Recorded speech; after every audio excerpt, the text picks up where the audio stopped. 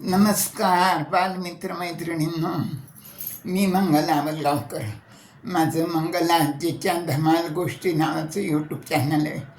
तुम्हाला माहिती, मी त्याच्यावर गोष्टी सांगते, काही श्लोक सांगते, काही प्रसंग सांगते आणि तुम्ही ऐकता पण. ते तुम्हाला आवडतात गोष्टी, कारण तुम्ही लाईक करता, मला कळतं. तर आज मी जो गोष्ट सांगणार आहे ना, त्या गोष्टीचं नाव आहे वारकरी संप्रदाय. काय नाव आहे? वारकरी संप्रदाय. तर गोष्ट अशी आहे की आपण साधारण आपलं समजायचं आहे की वारकरी संप्रदायाची हे स्थापना ज्ञानेश्वर माऊलींनी केली असं आपण सगळेजण मानतो. पण ती फार पूर्वीपासून आहे बरं का. वारकरी संप्रदाय हा तर खूप म्हणजे खूप पूर्वीपासून आहे हा. तर त्याच्या मुळाशी जर गेलं तर आपल्याला कळतं की महादेवांनी ती सुरू केलेली आहे. महादेव दर वारीला एकादशीच्या दिवशी पंढरपूरला यायचे पांडुरंगाच्या दर्शनाला, आणि दरच वारीला यायचे दर महिन्याच्या.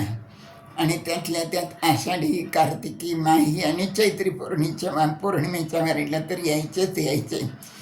आणि सर्वात जास्त गर्दी आषाढी पौर्णिमेच्या वारीलाच असायची. आणि त्या काळात म्हणजे पाऊस असायचा भरपूर, रोगराई भरपूर, मलेरिया होता, त्याच्यानंतर कॉलरा व्हायचा, प्लेग व्हायचा, असं सगळं होतं. पण महादेव कधीच आल्याशिवाय राहत नव्हते वारीला. इतकी त्यांनी म्हणजे पांडुरंगाच्या भेटीच्या त्यांना ओढ लागायची. आता दरच एकादशीला यायचे ना ते. एकदा आषाढी वारीला ते निघाले बरं का. तर मग पार्वती म्हणाली, अहो मी पण येते म्हणे तुमच्याबरोबर. तुम्ही दरवेळेला एकटेच जाता, आता ह्यावेळेला मी पण येते म्हणे तुमच्याबरोबर. महादेव म्हणाले, अगं तू नको येऊ, तुला काही ते सहन होणार नाही म्हणे. तू आता एका राजाची मुलगी आहेस, हिमालयाची मुलगी आहेस, राजवाड्यात राहायची सवय आहे तुला.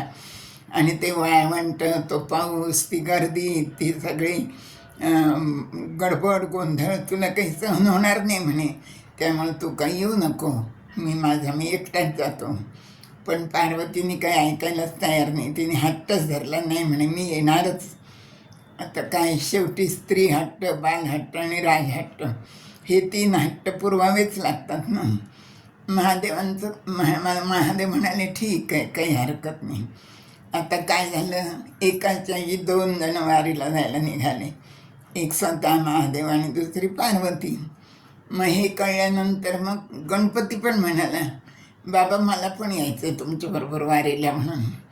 तर महादेव म्हणाले, अरे तिथं कुठे एवढ्या गर्दीत तू येतो, तिथं भयंकर गर्दी असते म्हणे, आणि तुला सारखी भूक लागते, तर तुला खायला तरी कसं मिळेल म्हणे तिथं. त्यामुळं तू काही घरी येऊ नको वारीला, तू घरी आरामशीर राहा. पण गणपती पण हट्टच धरून बसला, नाही म्हणे तुमच्याबरोबर मला पण यायचंच आहे म्हणून. मग महादेव म्हणाले, ठीक आहे. आता 3 जण निघाले ना, महादेव, पार्वती आणि गणपती. आता 3 जण निघाले म्हणल्या, वाहन पाहिजे ना. मग त्याने नंदीला हाक मारली आणि नंदीला बरोबर घेतलं.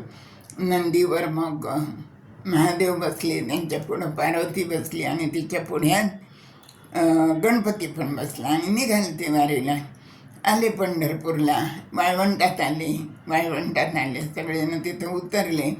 बघतात तर ही गर्दी, दिंड्या, पताका, सगळे वैष्णव जमलेले, नाचणं, कीर्तन, सगळी गर्दीच गर्दी. तिथं खूप गर्दी होती. आणि तितक्यात काय झालं, खूप मोठा पाऊस यायला लागला. तर मग पार्वतीला काही ते सगळं सहन नाही झालं. ती म्हणाली, अहो मला नाही सहन होत, तुम्ही म्हणत होतात ते बरोबर होतं म्हणे, मी उगीचच आले वारीला. मग महादेव म्हणाले, बघ मी तुला सांगत होतो ना, पण तू काय ऐकलं नाही म्हणे. तू आता असं कर म्हणे, आता तू इथंच थांब, पुढं काही येऊ नको. मग पार्वती तिथेच थांबली वाळवंटात. आणि तिथं एक तिच्या नावाचं मंदिर आहे बरं का, पद्मावती नावाचं मंदिर आहे. अजूनही ते तिथं आहे. तर पार्वती त्या तिथे थांबली आणि तिथं मंदिर आहे. मग आता निघाले गणपती, महादेव, आणखी नंदीवर बसून पुढं. आता तिथे इतकी गर्दी असती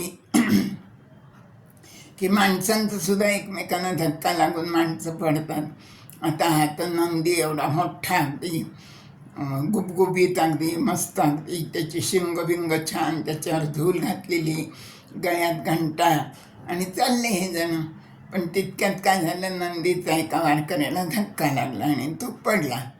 मग तो महादेवाशी खूप भांडायला लागला.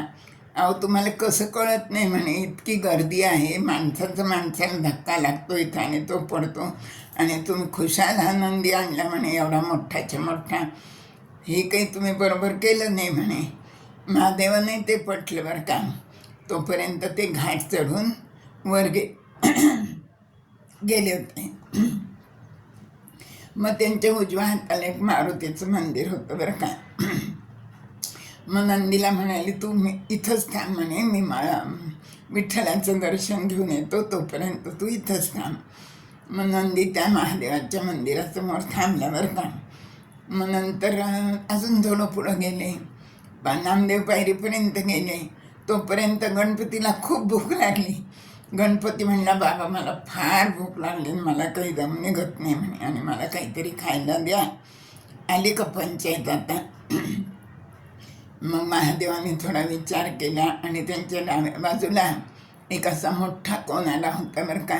त्याच्यात गणपतीला बसवलं आणि त्याला सांगितलं, मी दर्शन घेऊन येतो म्हणे पांडुरंगाचं, तोपर्यंत तू इथं बैस म्हणे, आणि तुला भक्त जे येतात ना वारकरी, ते कोणी ना कोणी काही देतील म्हणे. कोणी केळी देईल, कोणी सफरचंद देईल, कोणी किती चिक्कू असला तरी चिक्कू देईल एखादा, आणि आणखीन कोणी पेढे देईल, तुला काही ना काही मिळेल म्हणे, आणि तू ते खा, मी आत्ता दर्शन करून येतो. म्हणून नंदीला तिथं बसवलं.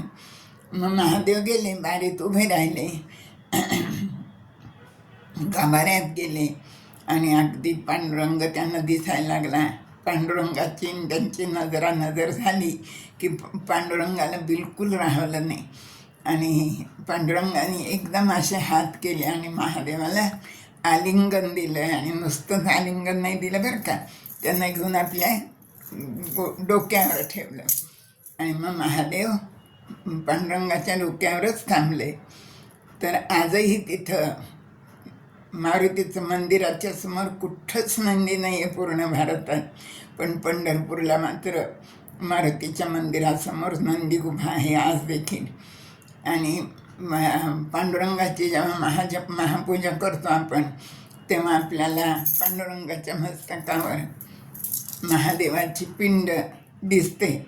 आजही महादेवाची पिंड पांडुरंगाच्या मस्तकावर आपल्याला दिसते.